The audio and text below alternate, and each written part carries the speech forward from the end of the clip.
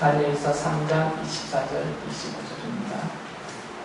학생들은 펜과 주보를 들고 메모를 해야 되겠지. 학생부 목사하고 한 약속이거든요. 그때 느부갓네살 왕이 놀라서 급히 일어나 모사들에게 물었다. 우리가 묶어서 화덕 불 속에 던진 사람은 셋이 아니더냐? 그들의 왕에게 대답하였다. 그러합니다, 임금님. 왕이 말을 이었다. 보아라, 내가 보기에는 네 사람이다. 모두 결박이 풀린 채로 화덕 안에서 걷고 있고 그들에게 아무런 상처도 없다. 더욱이 이 넷째 사람의 모습은 신의 아들과 같다. 지난주에 말씀을 드린 대로 느부갓네살 왕이 세운 금신상에 엎드려서 절하지 않은 죄로 사드락과 메삭과 아벤느고가 불타는 화덕에 묶인 채로 던져졌습니다.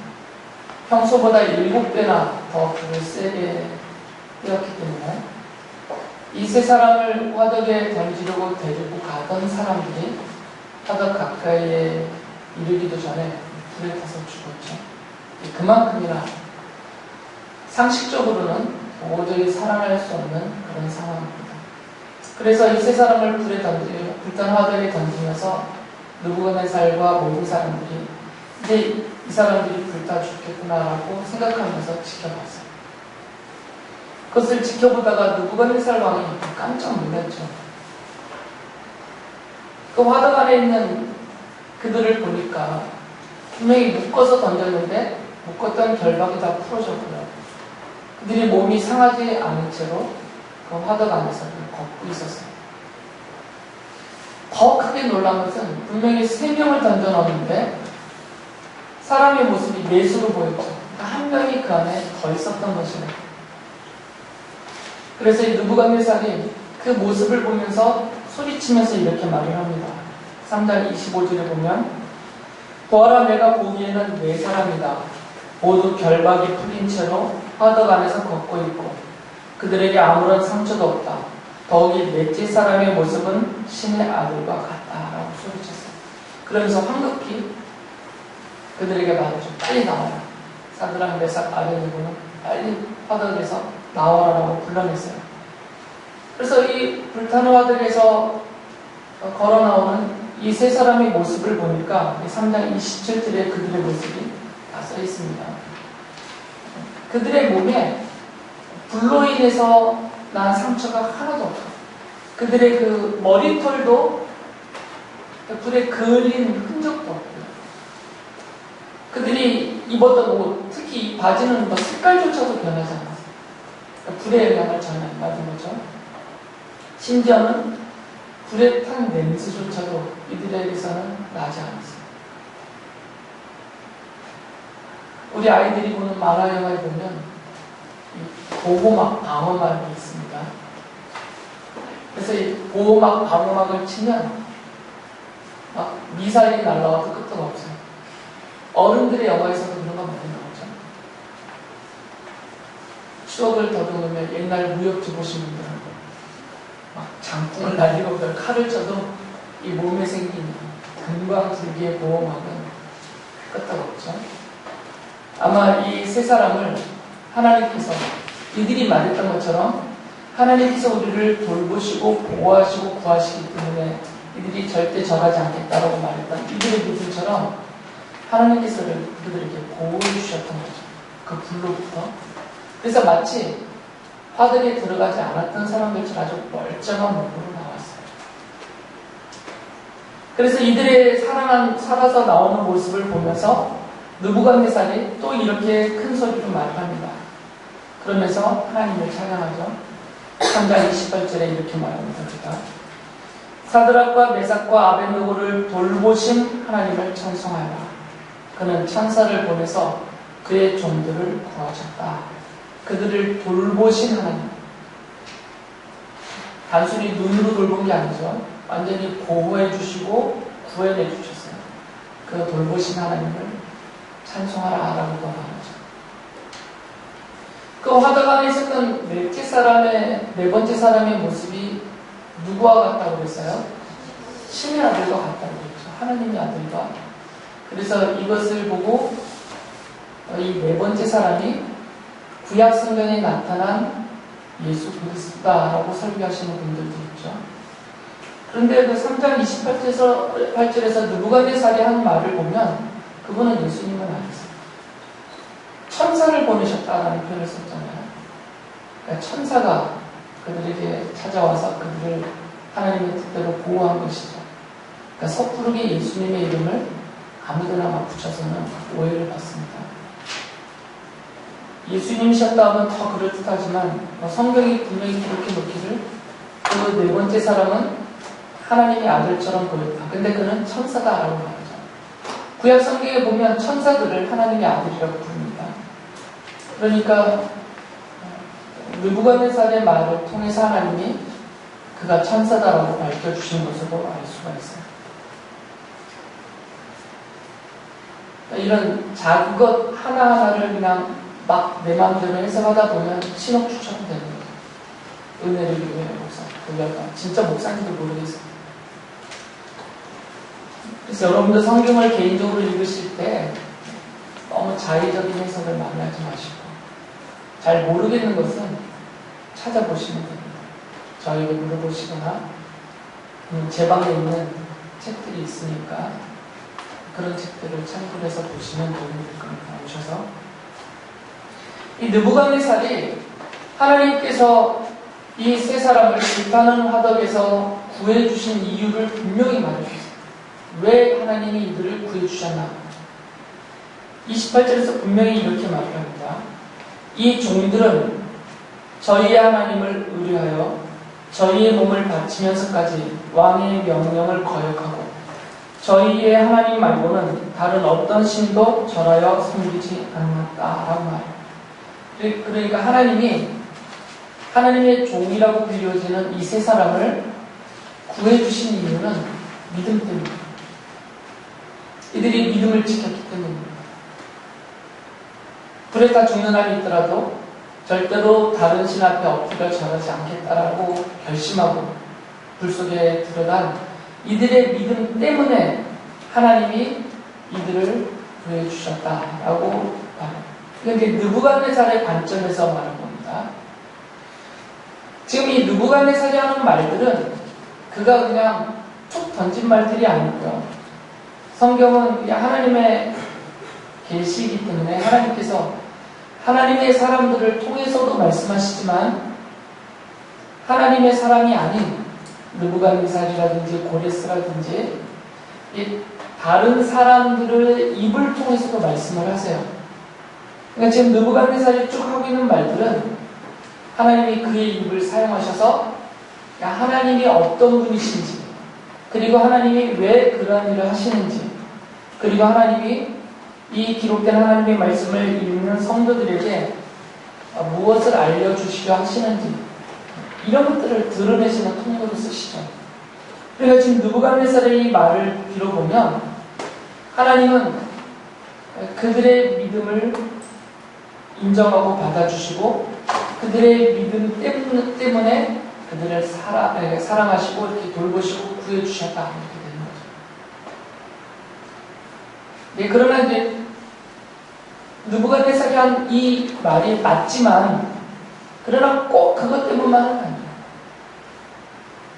이들이 갖고 있었던 믿음은 하나님이 분명히 이 불타는 화덕에서 우리를 구해주실 것이고 느부갓네살의 손에서 우리를 구해주실 것이다라고 믿지만 그러나 혹시라도 하나님께서 우리를 내어버려 주시고 이 불타는 화덕에서 죽게 하시는 것이 하나님의 뜻이라고 한다면 하나님은 그렇게 죽게 하실 것이고 그렇더라도 우리는 절대 믿음을 버리지 않겠다. 그들이 이렇게 말하겠죠. 그러니까 하나님께서 이들을 구해내신 것이 그들의 그런 믿음의 고백 때문에 구하셨다도 맞고 또 하나를 더해야 돼요. 그건 뭐냐면 지금 이 상황에서는 이들을 살려내시는 것이 하나님의 뜻이었다는 거죠. 이 상황에서는 만약에 그 상황에서 이들이 죽게 내버려 두시는 것이 하나님의 뜻이었다면 그들을 죽도록 내버려 두셨을 것입니다. 그러나 지금은 이들을 죽게 하시는 것이 하나님의 계획이 아니에요. 이들을 살려내심으로 하나님이 어떤 분이신지를 드러내 밝히 알려주시려는 것이 하나님의 의도이시기 때문에 하나님은 믿음의 사람들을 돌보시는 분이시다. 하나님은 믿음의 사람들을 이 불타는 화덕과 같은 죽음의 위협과 고난과 역경에서 그들을 돌보시고 그들을 구해내시는 분이시다. 이것을 지금 드러내시려고 하시는 하나님의 의도가 있는 상황이죠. 그래서 살려내신 것입니다. 그러니까 이들이 믿음이 있었기 때문에 하나님이 이들을 살려내셨다. 여기서 끝나버리면 항상 살려내셔야 돼요. 항상. 모든 상황에서. 믿으니까. 그런데 교회 역사를 보면 이들 못지않은 믿음을 갖고 계셨던 분들도 많이 죽었어요. 사도 바울이 이분들 못지 않겠습니까? 그런데 사도 바울도 순교를 당했어요. 사도 베드로가 이분들만한 믿음이 없었겠어요? 근데 그분도 순교를 당하잖아요. 수많은 믿음의 사람들이 사드락과 메삭과 아벤느고가 갖고 있었던 이 믿음을 갖고 있었어요. 지금도 갖고 있고. 그러나 항상 구원을 얻은 것은 아닙니다. 여기서 말하는 구원은 천국 가는 구원을 말하는 게 아니에요. 그런 위기 상황에서 죽음의 위협에서 항상 하나님이 그들을 돌보셔서 구해내시는 것은 아닙니다. 그 상황에서 그들을 살려내시는 것이 하나님의 의도이고 하나님의 뜻임을 살려내세요. 그러나 그들이 그곳에서 죽음으로 인해서 하나님의 우리가 이해할 수 없는, 알 수 없는 하나님의 뜻과 계획이 실현되는 것이라면 죽도록 내버려 두시죠. 거기까지 여러분이 생각하셔야 됩니다. 안 그러면 실망하고 낙심하게 되세요. 안 그러면 왜 사드락과 메삭과 아벤느고를 살려내시는데 왜 나는 죽도록 내버려 두시느냐, 나를 버리셨느냐, 이렇게 되돌리죠. 만약에 사드락과 메삭과 아벤느고가 하나님이 살려내시지 않고 거기서 불타 죽었더라도 죽어가면서도 이들은 그런 낙심과 후회하지 않았을 것입니다. 그들에게 그 믿음이 있었습니다. 우리에게도 이제 그런 믿음이 필요하다는 것입니다. 느부갓네살이 이런 하나님을 보면서 그는 하나님을 안 믿는 사람이에요. 하나님을 안 믿는 사람임에도 불구하고 이 사드락과 메삭과 아벤느고가 믿고 있는 그 하나님에 대해서 인정을 해요. 29절에서 이같이 말합니다. 이와 같이 자기를 믿는 사람을 구원할 수 있는 신은 다시 없을 것이다. 비록 자기가 믿지는 않지만 그러나 그들의 하나님은 자기를 믿는 자들을 이렇게 돌보시는 하나님이다. 자기를 믿는 종들을 살려내는 이런 신은 다시는 없을 것이다 라고 인정을 하죠. 그러니까 이 사건을 통해서 하나님께서 두 가지 방면에서 우리에게 알려주시는 것이 있습니다. 첫째는 믿음의 성격이에요. 우리가 가져야 되는 믿음의 성격. 사드락, 메삭, 아벤느고의 믿음을 통해서 성도들에게 하나님이 원하시는 믿음의 성격이 무엇인지를 알려주시죠. 첫 번째는 하나님이 우리를 돌보시고 구하신다는 어떤 죽음의 위협에서도. 그러나 나를 돌아보시지 않아서 고난 가운데 내버려 두시더라도, 더 나아가서 내가 죽게 되더라도 그것이 하나님의 뜻이라면 나는 순종하겠다라는 이 믿음. 이게 하나님이 우리에게 원하시는 믿음의 성격입니다. 그리고 성경이 말하는 믿음의 본질이고요. 또 다른 면에서는 하나님은 하나님의 백성을 돌보시는 하나님이시다. 이것을 드러내시죠. 하나님은 돌보시는 하나님이세요.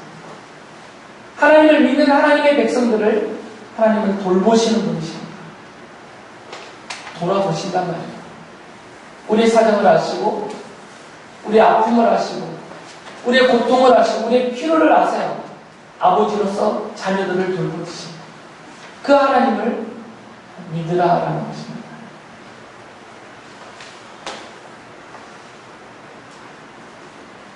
그래서 이 다니엘서의 기록을 보면 하나님께서 이 사드락과 메삭과 아벤느고와 항상 함께 하셨죠.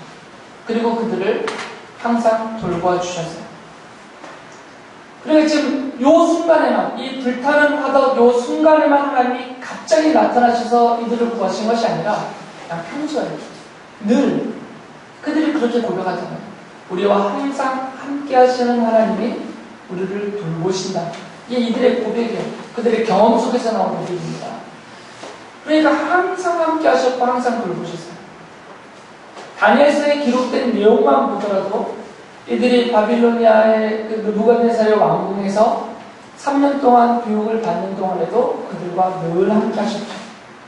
그리고 느부갓네살의 꿈 때문에 그들을 포함해서 다니엘까지 다 죽임을 당할 위험 상황에서도 그들과 함께 하시고 그들을 돌보셔서 살아나게 하셨어요. 지금 이곳에서뿐만이 아닙니다. 그들이 지방의 행정관리로 가서 지방을 다스릴 때도 늘 함께 하시고, 그러니까 평소에 늘 함께 하신 거예요. 평소에. 지금 갑자기 나타나신 것이 아닙니다. 이들에게는 이런 믿음이 있었고 하나님은 이들에게 늘 이렇게 하셨던 것입니다. 성경은 그것을 약속하십니다. 하나님은 하나님의 백성들과 늘 항상 함께 하시고 항상 돌보고 계세요. 우리가 깨닫든 못 깨닫든 그것을 우리가 알고 있든 모르고 있든 이거하고는 상관없습니다. 하나님은 언제나 약속하신 대로 하나님의 백성들과 함께 계시고 늘 돌보세요. 늘 하나님의 뜻대로 우리를 돌보고 계시죠. 그래서 시인이 시편 46편 7절에서 이렇게 찬양하셨어요. 만군의 주님이 우리와 함께 계십니다. 야곱의 하나님이 우리의 피난처시다 하나님. 하나님께서 늘 우리와 함께 계시다. 이것을 믿음으로 고백하며 찬양하는 거죠. 하나님이 여러분과 늘 함께 계시는 겁니다. 말씀드린 대로 내가 깨닫든 못 깨닫든 이거와 관계없어요. 내가 알면 함께 계시고 내가 하나님을 모른 채 하면 하나님을 떠나시고 이러지 않습니다. 여러분의 자녀들이 어렸을 때 여러분이 자녀들과 늘 함께 있다는 것을 알고 있었겠어요? 모르죠. 그래서 늘 아이들과 함께 계시고 여러분이 아이들을 늘 돌봐주셨잖아요. 그것처럼 하나님께서는 늘 자녀된 여러분들과 함께 계시고 늘 돌보세요. 그래서 다윗이 시편 4편 3절에서 이렇게 찬양을 했어요. 주님께서는 주님께 헌신하는 사람을 각별히 돌보심을 기억하여 주님께서는 내가 부르짖을 때 들어주신다. 각별히 돌봐주세요. 각별히? 특별히죠. 어떤 사람을 특별히 돌보신다고 하셨어요? 주님께 헌신하는 사람. 이것도 또 이상하게 해석을 하면 안 돼요. 주님께 헌신하는 사람만 돌보신다가 주님께 특별하게 헌신한 사람만 특별하게도 돌보신다 이 뜻이 아닙니다. 이건 제가 못된 사람이어서 이 본문을 제 마음대로 해석해서 여러분에게 설교를 하면 이런 식으로 하게 되는 거죠. 성경이 분명히 주님께 헌신하는 사람을 특별하게 더 돌보신다고 했으니까 헌신하십시오. 그리고 헌신의 방법으로 헌금도 하시고 남들보다 더 하라 그 얘기예요. 특별히 돌보심을 받으려면 좀 특별하게 뭘 하라 이거예요. 이건 다 사기치는 거죠. 여기서 말하는 헌신은 믿는 사람은 말이에요. 주님을 믿는 사람. 물론 그 믿음의 정도는 차이가 납니다. 내가 믿음으로 사는 삶에 있어서는 차이는 나요. 예수님을 믿고 구원받고 천국 가는 것은 누구에게나 다 공평하게 동일하게 베푸신 은혜이지만 그럼 구원받는 믿음이고요. 그 구원받은 믿음으로 내가 그 믿음으로 살아가는 삶에 있어서는 사람마다 달라요. 이 정도의 차이가 있어요. 그건 성경이 말하고 있는 내용이니까.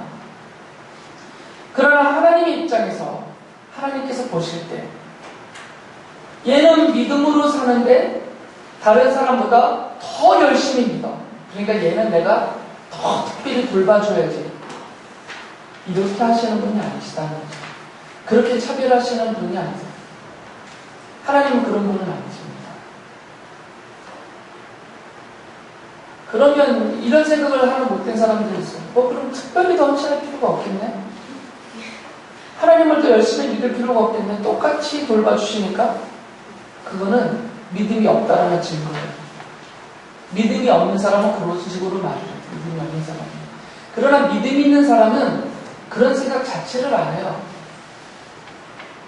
하나님께서 나를 돌봐주시니까 내가 더 믿음으로 잘 열심히 살아야 되겠다. 스스로 이런 좋은 생각을 갖는 게 믿음이 있는 사람이고요. 어느 상황에서든 믿음이 없는 사람은 꼭 나쁜 쪽을 먼저 생각해요.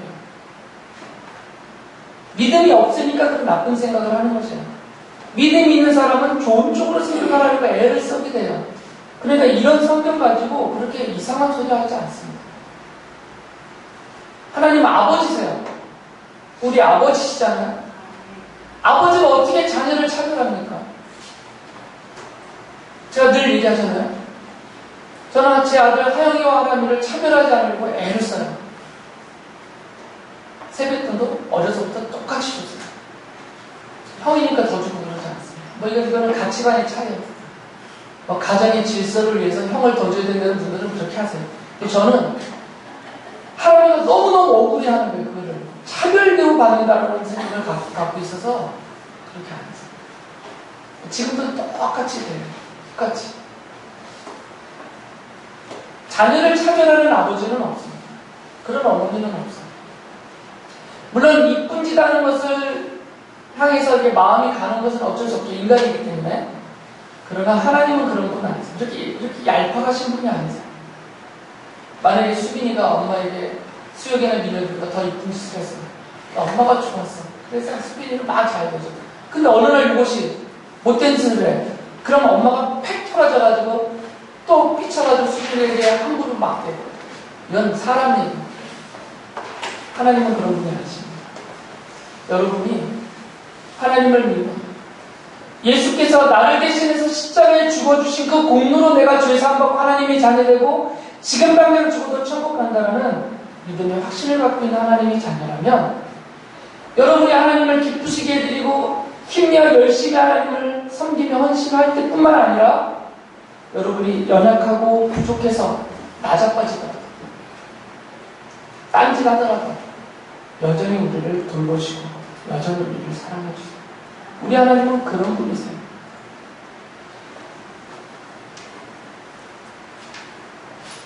그렇다고 더 열심히 하겠다는 노력을 버리라는 건 아니잖아요. 분명히 그건 믿음 없는 사람들이 태도라고 제가 분명히 말씀드려요. 성경은 그렇게 말합니다. 그래서 하나님께서 아예 예수님의 이름을 임마누엘이라고 불러주셨어요. 아예 예수님의 이름. 성자 하나님이 인간으로 오실 때 그 인간으로 오신 그 성자 하나님의 이름을, 하나님의 아들의 이름을 임마누엘이라고 부르라고 아예 정해주셨어요. 이사야서에서 그렇게 정해주셨고 이것을 신약성경에서 그대로 이름하면서 마리아를 통해서 오신 예수님의 이름을 임마누엘이라고 부르죠. 마태복음 1장 23절에 이렇게 말씀하셨습니다. 보아라, 동정녀가 잉타의 아들을 낳을 것이니 그의 이름을 임마누엘이라고 할 것이다. 이것은 이사야서 7장 14절의 말씀이 그대로 인용합니다. 하신 말씀을 이루려고 하신 것이다. 임마누엘은 번역하면 하나님이 우리와 함께 계시다는 뜻입니다. 여러분이 예수님의 이름을 부를 때마다 그분의 이름은 임마누엘이라는 것을 꼭 연상하며 부르게 됩니다. 그리고 그 임마누엘의 뜻은 하나님이 우리와 함께 계시다.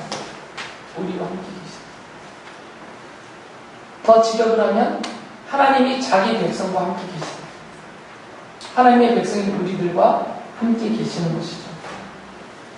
그리고 예수님은 부활하시고 본래 하나님의 자리로 승천하여 올라가시기 전에 제자들에게 분명히 이렇게 약속하셨고요. 제자들에게 하신 그 약속은 그 제자들의 제자여 제자인 우리들에게 하신 약속입니다. 마태복음 28장 20절에 이렇게 말씀하셨어요. 내가 너희에게 명령한 모든 것을 그들에게 가르쳐 지키게 하여라. 보아라, 내가 세상 끝날까지 항상 너희와 함께 있을 것이다. 주님의 약속입니다.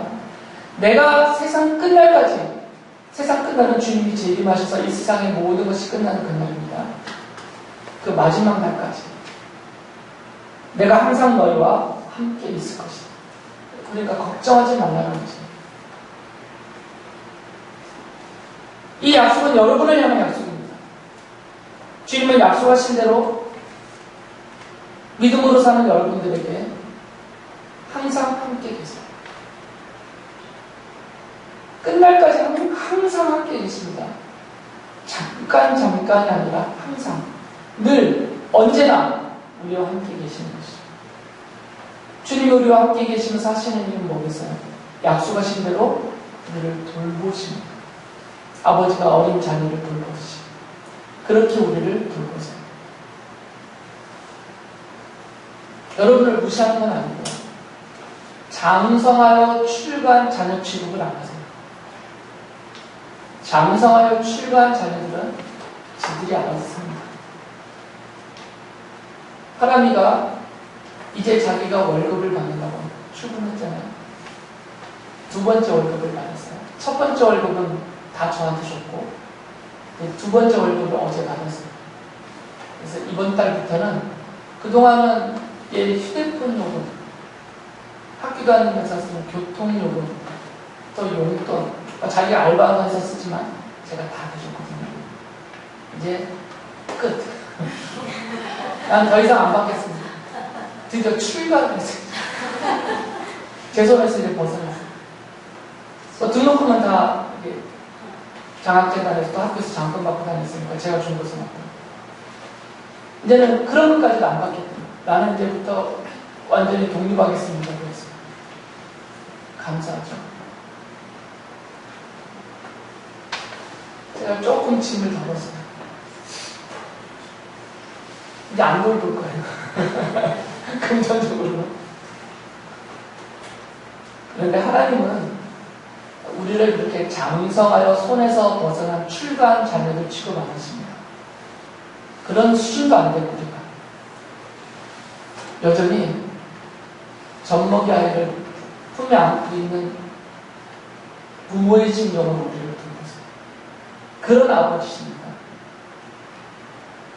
우리가 지금 외적으로는 다 커버렸지만 우리를 장성한 자로 인정 안 하신다니까요.